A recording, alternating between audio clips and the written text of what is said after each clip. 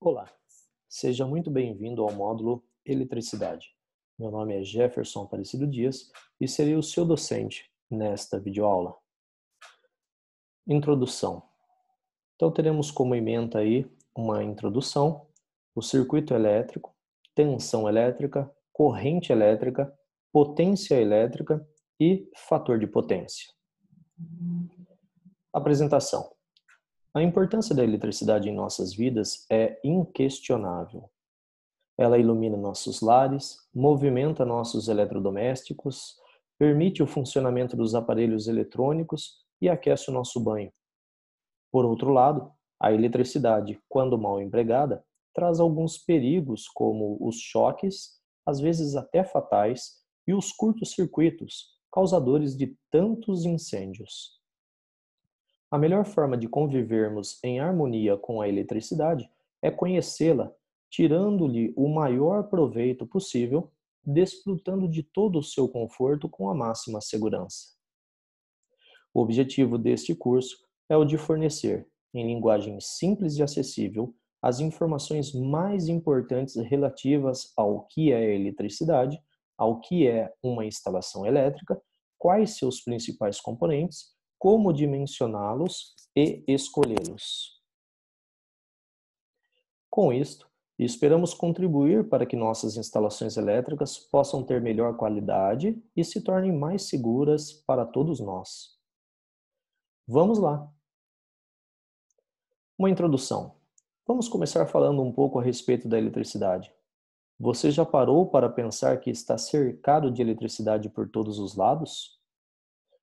Como uma imagem aí da pessoa tomando um banho bem quentinho, a criança jogando um videogame, a família assistindo um programa de TV e até mesmo um troller, né, que é um ônibus aí contendo sistemas de transmissão da eletricidade por cima do veículo de transporte coletivo. Pois é, estamos tão acostumados com ela que nem percebemos que exista, a não ser que acabe a energia ou eu fique sem a comunicação através da internet, aí nos damos conta do quanto a eletricidade pode nos fazer falta. Na realidade, a eletricidade é invisível. O que percebemos são seus efeitos, como através da iluminação, na energia elétrica sendo transformada em luz e calor, né, no caso das lâmpadas, ou ainda através do aquecimento devido à energia elétrica e aquecendo as resistências elétricas, ou até mesmo através do choque elétrico ou da descarga elétrica através da diferença de potencial. E esses efeitos são possíveis devido ao circuito elétrico. Mas afinal de contas, o que é circuito? Circuito é um caminho fechado onde o ponto de chegada coincide com o ponto de partida. Em uma instalação elétrica, é o caminho onde os elétrons se movimentam. No circuito elétrico, encontramos três grandezas a serem conhecidas. São elas: a tensão elétrica, a corrente elétrica e a potência elétrica. Tensão elétrica. Nos condutores, existem partículas invisíveis, chamadas elétrons livres, que estão em constante movimento de forma desordenada. Para que estes elétrons livres passem a se movimentar de forma ordenada nos condutores, é necessário ter uma força que os empurre. A esta força é dado o nome de tensão elétrica. Então nós temos aqui uma figura simbolizando que esteja dentro do condutor, e as bolinhas em azuis seriam a representação dos elétrons. E aqui no caso, surge a tensão elétrica empurrando esses elétrons dentro do condutor. E então, podemos ter como definição que tensão é a força que impulsiona os elétrons livres nos condutores. Sua unidade de medida é o volt. Então, se existe a tensão elétrica, ela é uma grandeza na qual pode ser medida. Então, é possível que existam aparelhos para medir a tensão elétrica. Então, nós temos aqui algumas figuras que, se bem utilizadas, podem medir a tensão elétrica. Nós temos primeiramente aqui um voltímetro analógico, também chamado de voltímetro de painel, onde ele mede aqui tensões entre 0 a 500 volts em corrente alternada. Existem também voltímetros para corrente contínua, tá? Analógico. Temos aqui voltímetro de forma digital, já nesse caso ele mede de 0 a 9.999 volts, e entre esses valores eles possuem casas decimais, centesimais e até milesimais, de acordo com o tipo de fabricante e modelo. Mas, além dos voltímetros analógico e digitais, nós podemos também medir a tensão elétrica utilizando um aparelho chamado multímetro, que também pode ser analógico e digital. Porém, vale ressaltar que é necessário que saiba ser utilizado o multímetro, porque o nome diz multi, significa que é mais de um, são vários, e metro significa que eu tenho um instrumento, um equipamento que mede diversas grandezas, entre elas resistência, continuidade, diodo, corrente elétrica. Então eu tenho que saber utilizar. Por quê? Porque ele só contém 2 cabos, sendo um na cor preta e um na cor vermelha. Então aqui, ó, o conector na frente do multímetro digital, ele tem apenas um conector na cor preta e 3 conectores na cor vermelha. Então, o cabo preto tem que ser conectado no conector preto, que nós chamamos de comum. E de acordo com a grandeza que eu irei medir, então eu escolho qual o conector em que o cabo vermelho será encaixado. Se eu quero medir tensão elétrica, então eu tenho que procurar por uma letrinha V. Mas vale ressaltar que, antes de efetuar qualquer medição, é interessante vocês colocarem o multímetro com a chave seletora em continuidade ou campainha. Coloque então o cabo preto no comum e o cabo vermelho onde identifica a continuidade e junte as extremidades aqui da ponta e deverá ser emitido um som. Por quê? Porque pode ser que o cabo esteja mal encaixado ou ainda que, devido ao excesso de uso, esse cabo ele pode se romper. Então, primeiramente, você tem que ter ciência de que o seu instrumento está com os cabos bem conectados e está dando continuidade. A partir daí, desencoste as extremidades, coloque a chave seletora na posição, por exemplo, de tensão em corrente alternada. Então, o cabo preto ficará no conector comum, sempre, e o cabo vermelho ficará no que estiver identificado com a letra V de volt. E aí, basta você inserir as duas pontas, a preta e a vermelha, cada uma no orifício de uma tomada, por exemplo. E aí você conseguirá medir a tensão daquela tomada de uma residência, ou da sala de aula, por exemplo, ou de um laboratório. Mas existem também os multímetros analógicos. Alguns acham que ele está literalmente em desuso ou está saindo de fabricação. Muito pelo contrário. O multímetro analógico ele é muito utilizado pelos profissionais da área de conserto de eletroeletrônicos. Por quê? Porque no multímetro digital eu não consigo visualizar a movimentação do ponteiro para saber o comportamento de um determinado dispositivo eletroeletrônico, como um resistor, como aí um potenciômetro. Então eu consigo enxergar a variação do pouco de tensão ou toda a tensão que existe passando por aquele local através da movimentação do ponteiro. Então ele ainda é muito utilizado, apesar que a maioria dos técnicos eletrônicos, assim que possível, acabam adquirindo também um osciloscópio onde é possível visualizar esses comportamentos também. Mas algumas pessoas não abrem mão da utilização do multímetro analógico. Corrente elétrica. O movimento ordenado dos elétrons livres nos condutores, provocado pela ação da tensão, forma uma corrente de elétrons. Essa corrente de elétrons livres é chamada de corrente elétrica e é representado pela letra I.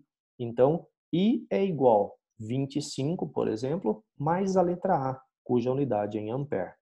No caso da tensão, a gente utiliza a letra U, tá? A gente utiliza a letra U, então U é igual, por exemplo, 127V, ou seja, significa que a tensão é igual a 127 volts.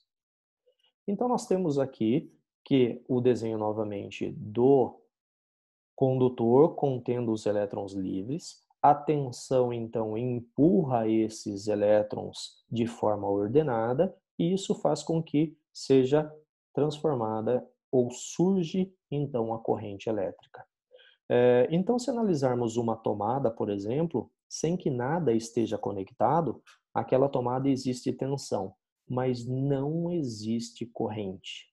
A corrente só vai existir quando eu estiver algo conectado a essa tomada que consuma a eletricidade.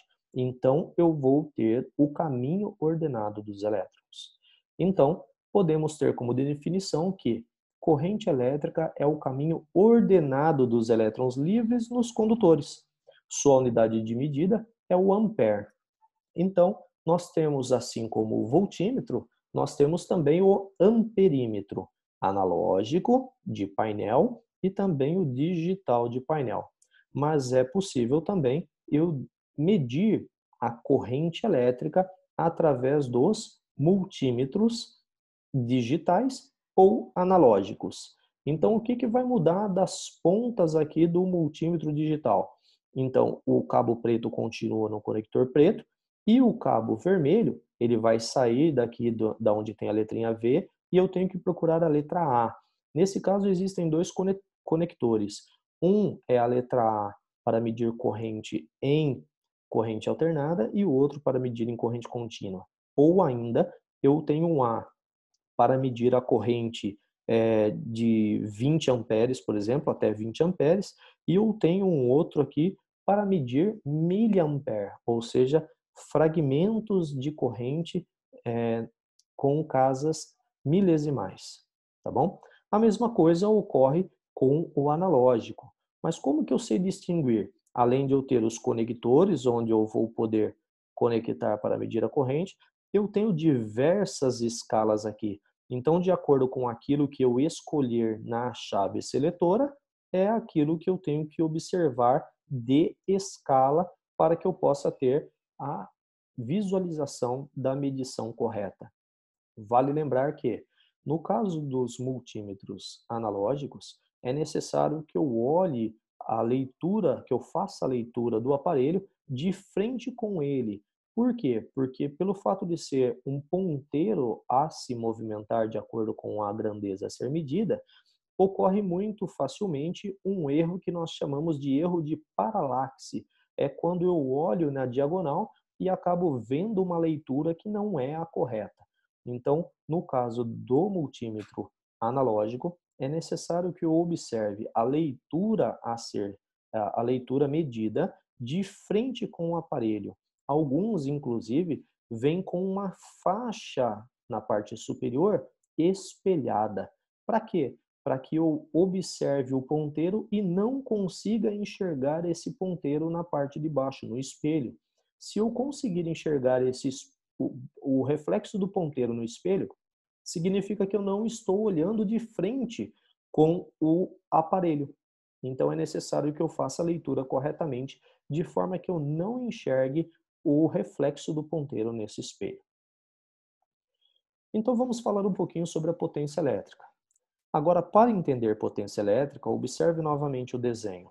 Nós temos, então, a tensão elétrica, né, impulsionando os elétrons livres nos condutores, formando, então, a forma ordenada, né, dando origem, então, à corrente elétrica. E nós, tendo a corrente elétrica, a lâmpada se acende e se aquece com uma certa intensidade. Toda lâmpada, seja qual for, ela acaba emitindo um pouquinho de aquecimento. Algumas insuportáveis, não tem como eu relar a mão nessa lâmpada, e outras eu posso tateá-la com tranquilidade, que a temperatura ali é suscetível, então eu consigo colocar a mão tranquilamente. Essa intensidade de luz e calor percebida por nós chamamos de efeitos. que nada mais são do que a potência elétrica que foi transformada em potência luminosa, em luz, e potência térmica, em calor. Então, todas as vezes que nós tivermos qualquer equipamento que esteja conectado à tomada e esteja consumindo eletricidade, que seja o LED de uma TV que está em stand-by, automaticamente eu terei potência elétrica. Então, potência elétrica só existirá se eu tiver tensão e também tiver corrente elétrica. Caso contrário, a potência elétrica não existirá. Tá ok? Então, quando falamos de corrente elétrica, uma dúvida aparece. É possível, através da qualidade do material, existir diferentes tipos de conduções de corrente elétrica? Este é um ponto muito importante para definir uma boa condutividade de corrente. Toda impureza no material pode gerar uma dificuldade para a passagem dos elétrons, fazendo com que liberem mais energia, causando um aquecimento elevado e indesejado no condutor. A esses materiais damos o nome de resistores, ou ainda, quando a dificuldade é muito grande, nós chamamos esses materiais de isoladores ou isolantes. Ao contrário, quando o condutor tem um elevado grau de pureza, os elétrons circulam livremente no condutor, tendo assim um melhor aproveitamento de energia. Então, a esse tipo de condutor, damos o nome apenas de condutores. Então, nós temos os condutores, os isoladores e também os semicondutores. Então, os semicondutores é aquele que fornece uma determinada resistência à passagem dos elétrons. Aquele que não permite a passagem dos elétrons são os isoladores ou isolantes. E aquele que permite a passagem dos elétrons com facilidade, nós chamamos de condutores. É importante gravar. Para haver potência elétrica, é necessário haver tensão elétrica e também corrente elétrica. Tá claro? Então, aí a figurinha da tensão elétrica e da corrente elétrica. Se uma delas não houver, automaticamente é impossível ter potência elétrica. Agora, qual é a unidade de medida da potência elétrica? Porque ela também possui unidade, é uma grandeza na qual pode ser medida. Muito simples. Sabemos que a intensidade da tensão é medida em volt e a sua unidade é a letra V. Também sabemos que a intensidade da corrente é medida em ampere e a sua unidade é a letra A. Então, como a potência é o produto da ação da tensão e da corrente, a sua unidade de medida é o volt-ampere. Muito simples, não é verdade? A essa potência dá-se o nome de potência aparente. Então, nós temos lá uma potência aparente, cuja unidade de medida vai ser o volt-ampere. Ela será igual, então, à tensão elétrica, que é representada pela letra U, cuja unidade de medida é o volt, multiplicado pela corrente elétrica, que é representada pela letra I, e sua unidade de medida é o A de ampere. Tá? A potência aparente, ela ainda é composta por duas parcelas que vale a pena ter esse conhecimento. Primeiro, potência ativa. A unidade de medida da potência ativa é o watt. Nós iremos ainda visualizar nessa aula como isso é obtido. E a potência reativa.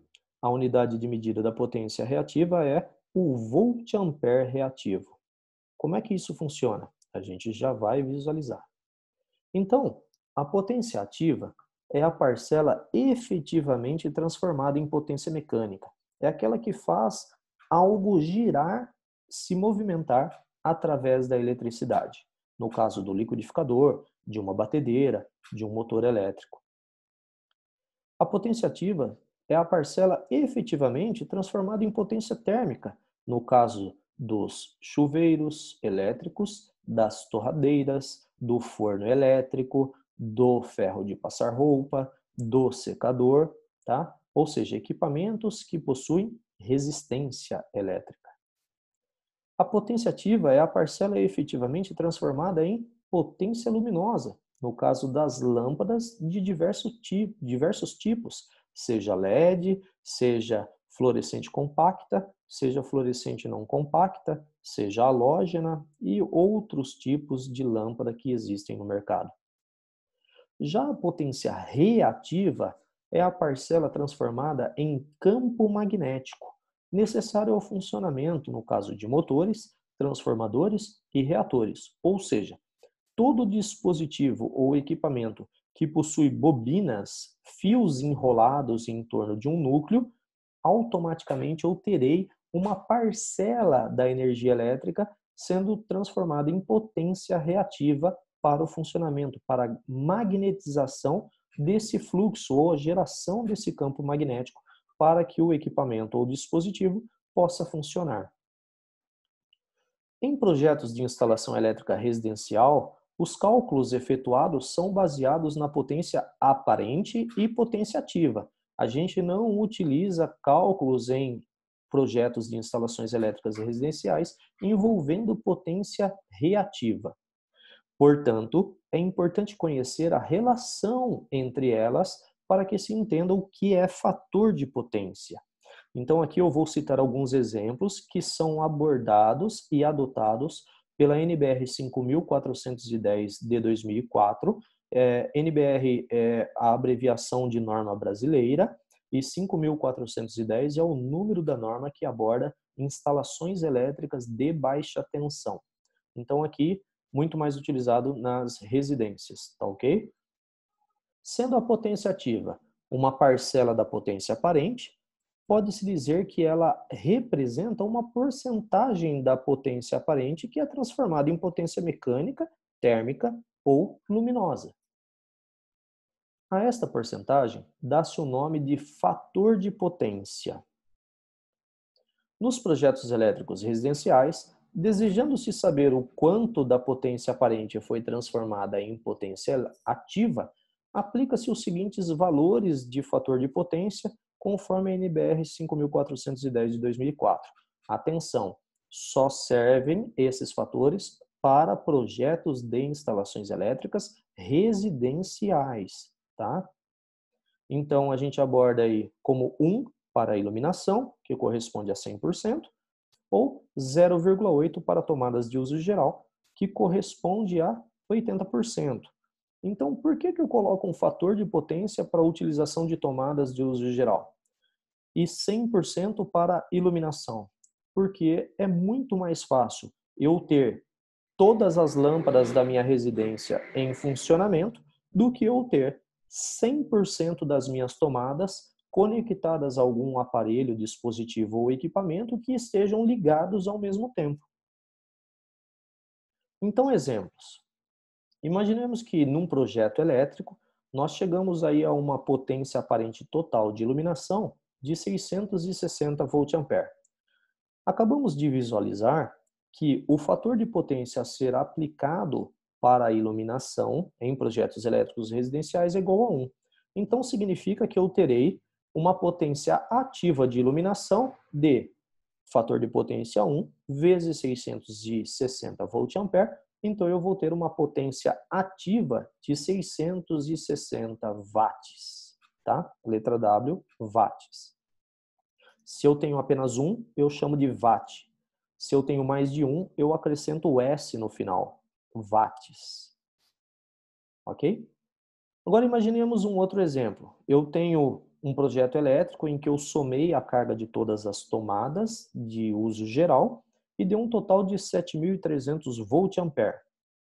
Então, sabendo que o fator de potência a ser aplicado é de 0,8, então eu simplesmente multiplico 7.300 vezes 0,8 para obter a potência ativa das tomadas de uso geral.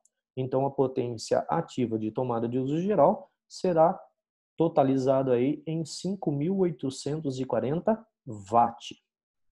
Ok? Quando o fator de potência é igual a 1, significa que toda a potência aparente é transformada em potência ativa. Isto acontece muito nos equipamentos que só possuem resistência elétrica. tais como chuveiro elétrico, torneira elétrica, lâmpadas incandescentes, lâmpadas halógenas, fogão elétrico, forno elétrico e etc. Ferro de passar roupa, tá bom? Então, mas no caso de instalações que não são residenciais, o fator de potência pode ser obtido de duas formas, que é, por exemplo, o caso de instalações industriais, onde envolve normalmente ligação de motores elétricos, por exemplo. Então, nós temos aí que o fator de potência é igual a cosseno do ângulo. A gente já vai entender sobre isso nas próximas aulas, mas só para que vocês possam ter uma ideia, quando eu tenho a ligação de um motor elétrico, devido parte da potência ser transformada em reativa, para que pudesse gerar o campo magnético, aí, ou seja, uma parcela que é utilizada para magnetização das bobinas, isso acaba ocasionando o que nós chamamos de defasagem na forma de onda da corrente elétrica. A forma de onda da tensão, ela sempre continua a mesma. O que vai ocorrer é a defasagem na forma de onda da corrente elétrica. O que significa isso? Que a forma de onda da corrente elétrica, ela só vai ficar espelhada, ou seja, em sintonia com a forma de onda da tensão, quando a carga for resistiva. Então, se eu observar um osciloscópio, por exemplo, em que eu tenha a forma de onda da tensão exatamente idêntica à forma de onda da corrente elétrica, significa que aquele material, aquele dispositivo, aquela carga que está conectada é uma carga puramente resistiva, que é o caso da lâmpada incandescente, do ferro de passar roupa, da torneira elétrica, tá bom? Mas se eu observar e a forma de onda da tensão está de um jeito e, de repente, a forma de onda da corrente elétrica está atrasada, significa, então, que o equipamento que está ligado está gerando uma forma de onda atrasada porque contém campos eletromagnéticos, como motores, transformadores, indutores, por exemplo, o caso dos motores, aí, dos reatores, tá? Elétricos. Mas, se observar que a forma de onda da corrente elétrica está adiantada em relação à forma de onda da tensão, significa que eu tenho equipamentos que está me gerando um sistema capacitivo, ou seja, eu tenho mais energia ali no dispositivo. E o que normalmente a gente encontra?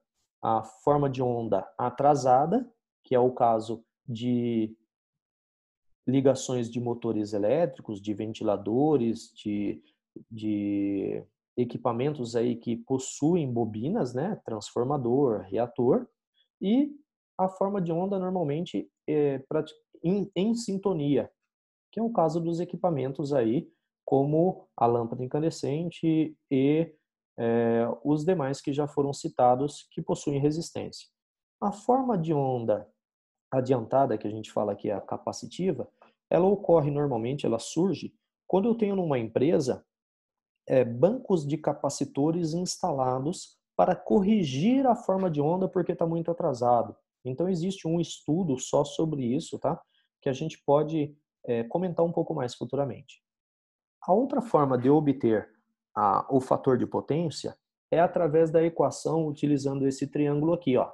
Então eu estou falando aqui que o fator de potência é igual à potência ativa, que é dada em watt, dividido pela potência aparente. A potência aparente é representada pela letra S, tá? E sua unidade de medida é o volt-ampere.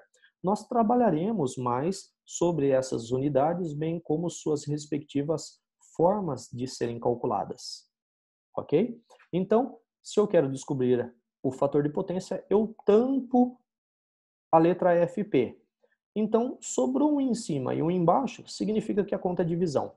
Agora, suponhamos que eu queira achar a potência ativa e eu tenho o fator de potência e tenho a potência aparente. Então, basta que eu multiplique. Então, primeiramente, eu tampo a letra P aqui, eu tampo a parte superior do triângulo, onde eu tenho a potência, que vai ser igual, então, sobrou em linha reta os outros dois valores, então é multiplicação. Então, a potência ativa é igual a fator de potência vezes a potência aparente. E o mesmo ocorre no caso da potência aparente. Então, potência aparente, se eu quero descobrir ela, eu tampo o S aqui, o VA, então tampo sobre um em cima e um embaixo, divisão. Então, potência aparente em volt-ampere é igual a potência ativa dividido pelo fator de potência. Nós comentaremos mais para frente sobre esse assunto, nós efetuaremos algumas tarefas, alguns exercícios e alguns exemplos contendo esses tipos de cálculo para que possamos fixar o conceito, tá bom? Sendo assim, muito obrigado e até a nossa próxima videoaula.